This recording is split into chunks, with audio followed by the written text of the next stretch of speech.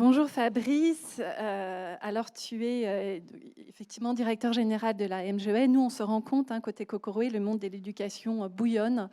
Ce dont on se rend compte, c'est que les jeunes générations sont très attentives aux valeurs inclusives. Qu'est-ce que tu en penses en tant qu'assureur? Alors, effectivement, c'est une question qui est très large, mais euh, un mot peut-être, hein, sur la MGEN, même si je ne suis Mm. pas là pour faire de la publicité. Euh, tu as dit qu'on était issu du monde enseignant, c'est vrai, hein, on est la mutuelle des enseignants et plus largement de beaucoup de fonctionnaires dans d'autres administrations. Voilà. Donc, et, euh, et donc, il y a deux façons de nous décrire. Ta question évoque bien ça. Techniquement, on est un assureur. Donc, on vend des produits d'assurance. Mais depuis sa création en 1945, la MGEN a été créée par des syndicats de fonctionnaires. Et dès sa création, la MGEN a voulu être autre chose qu'un assureur. On a voulu être une sorte de mouvement du progrès social. Et on a voulu ne pas faire que de l'assurance, mais soutenir un certain nombre de causes, de valeurs dans lesquelles on pensait. Il n'y a pas 36 façons de faire de l'assurance, hein. Faire de l'assurance, puisque c'était ta question sur est-ce qu'on peut être un assureur inclusif. Quand on fait de l'assurance, on a des clients, on leur fait payer des cotisations, des primes, et puis on rembourse des sinistres. Bon, c'est pas très inclusif tout ça. La MGEN est un des seuls assureurs en France à prévoir dans ses dispositifs de prix des mécanismes de solidarité. On ne fait pas payer nos cotisations en fonction du risque que représente la personne, mais en fonction de son niveau de revenu. C'est très intriguant, ça, hein. C'est comme si dans le retail ou, je sais pas, il y a des entreprises ici d'un peu tous les secteurs. C'est comme si vous faisiez, on est sur des produits du marché, hein, on est en concurrence, on n'a aucun monopole, hein. Mais on a des adhérents, des clients qui acceptent de venir chez nous et d'y rester et de payer leurs primes en fonction de leur niveau de revenu. C'est-à-dire qu'il y en a la moitié qui paie moins que ce qu'ils devraient et la moitié qui paie plus que ce qu'ils devraient. Et on a 2 millions de clients fidèles avec un turnover de 1,5% par an hors décès.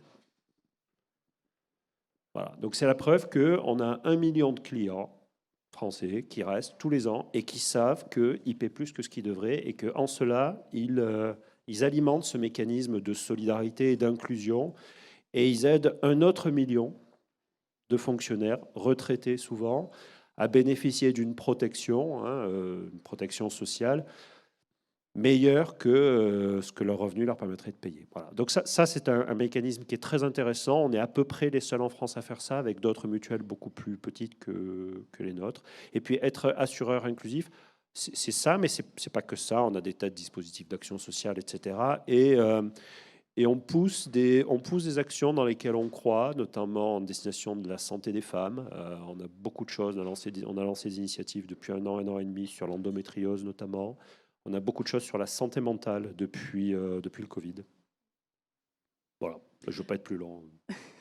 Alors justement, Fabrice, nous, côté Cocoroé, on entend beaucoup parler, au travers des entreprises qu'on accompagne, d'un nouveau leadership, le leadership inclusif.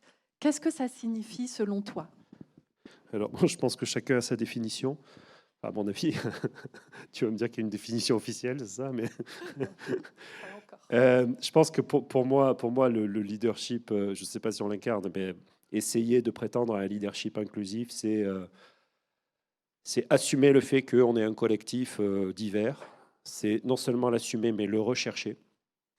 Rechercher cette diversité et dans ce collectif, tenter d'amener chacun à donner le meilleur de lui-même et à contribuer à l'efficacité et au plaisir d'être ensemble. Alors comment on fait? Ben, je ne sais pas, mais j'ai quand même deux, trois pistes, hein, deux, trois idées.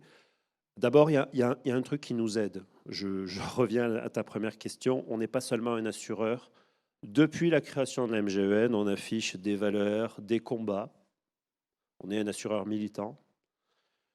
Et en affichant ça, la lutte contre les discriminations, des combats dans les années 70-80 pour l'IVG, des combats plus récents pour la PMA, des combats actuels sur la fin de vie, etc.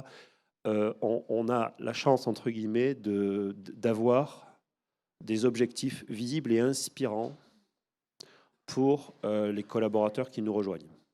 Voilà. Donc ça, je pense que ça nous permet de travailler le leadership sur des bases qui sont saines. Deuxième objectif, c'est sur ces bases, hein, c'est bien d'afficher des choses, mais c'est mieux de le faire. Et donc, on a un vrai travail de cohérence, hein, pour que la façon de considérer les collaborateurs au quotidien soit conforme à ce qu'on prétend être, qu'ils s'y retrouvent, qu'ils estiment que la couleur du bâtiment est conforme à ce qu'ils vont trouver dedans. Et puis moi, je dirais que j'ai envie, mais ça c'est plus personnel, de lutter contre la pensée unique. C'est très facile de recruter des personnes inconsciemment. Il y a toujours, chacun de nous a des profils psychologiques qu'il aime bien. Les concrets, les rêveurs, les visionnaires, etc., etc. Et ben c'est hyper dur d'aller contre soi-même et de recruter des profils variés. Et je rentre pas volontairement dans le sujet homme, femme, diversité, origine, etc. C'est pas la question, puisque ce que je dis transgresse ces différents marqueurs. Et je pense que, enfin, lutter contre la pensée unique, pour moi, c'est notamment aller chercher ceux qui s'expriment moins et favoriser, voire susciter le débat, la divergence, l'opposition. C'est très facile dans une entreprise. Tout le monde ici travaille pour quelqu'un, à un chef. Tout le monde est de l'avis du chef. On est d'accord. Bon. Et ben en fait, si besoin, le chef décide au final, mais c'est très sain qui est confrontation, débat d'idées, voilà. Et par notre référentiel de leadership, on tente de favoriser ces pratiques. Et tout cela étant fondé sur, bien sûr, l'exemplarité. Moi-même et mon président, on anime des collectifs dans lesquels on cherche systématiquement à ce que tout le monde s'exprime et à ce que les positions qui ne sont pas les nôtres soient présentées et bien défendues. Voilà. Je pense que c'est des trucs simples, hein, qu'on essaie de faire au quotidien. Mais le leadership, il est fondé pas sur des grands discours, mais sur un certain nombre de réalisations concrètes. Un grand merci Fabrice pour ton intervention. Merci beaucoup.